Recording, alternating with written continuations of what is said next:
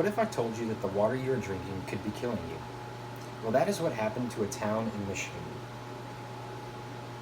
The town of Flint, Michigan decided to cut costs on their water supply and severely paid the consequences in the years following this decision. Tonight I'm going to touch on a little background of Flint, the water crisis that began in 2014, and the effects to the population. First, I want to give you an idea of where Flint is and a little history of Flint. Flint is about 60 miles northwest of Detroit in eastern Michigan, as you can see from this picture. Flint was first founded in 1819 as a trading post.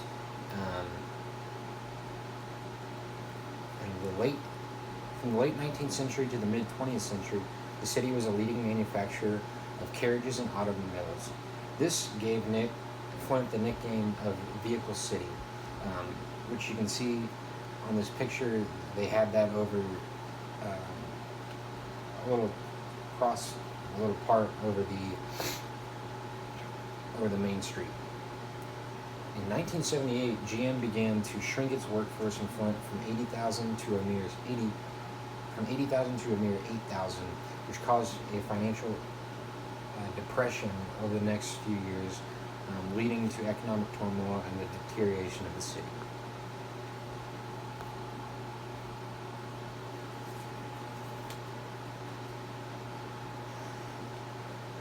While GM leaving created quite an economic turmoil, this is not the only crisis that Flint encountered. Starting in 2014, Flint started to switch the water from Lake Huron to the Flint River as their main water source, which is actually tainted with lead. In 2015, Flint residents began to complain of health issues, and as you can see by this picture, their water was very tainted and it had quite a discoloration to it.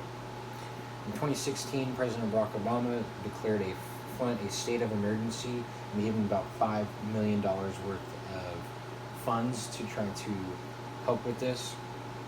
In 2017, a federal judge approves a $90 million package to replace the lead water service lines in Flint, which supposed to take about 3 years to finish.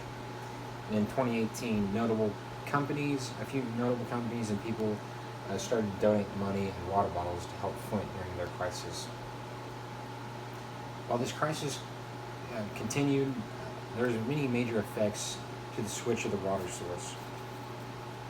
The main ones was about 6,000 to 12,000 children were exposed to lead. 12 people also died from Legionnaire's disease. This is a disease that causes pneumonia. It's a bacteria in dirty water sources. This was actually directly linked to this switch of water. And there's also 15 state and local officials indicted on criminal charges.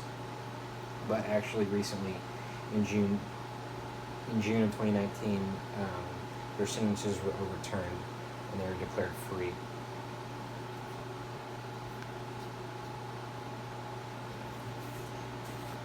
While most of those effects were seen in the early years of the Flint water crisis, there's many kind of effects and aftershocks that we're seeing today.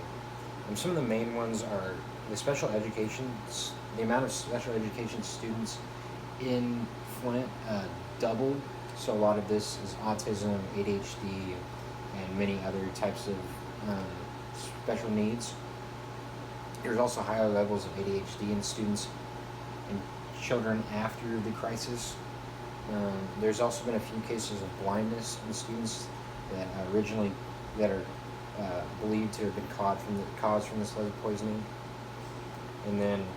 But on the good side, the water supply in Flint has actually recently been tested at only 4 parts per billion of lead, which is way below 15 parts per billion, which is when you need to take action and water is thought of as contaminated.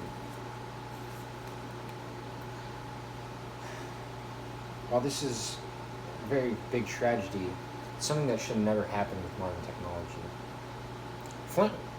In conclusion, Flint was was once a powerful community of auto workers, but a water crisis led the city down a dark path that is still feeling the effects today and probably long in the future. And with that, I'd like to open up the floor with any questions.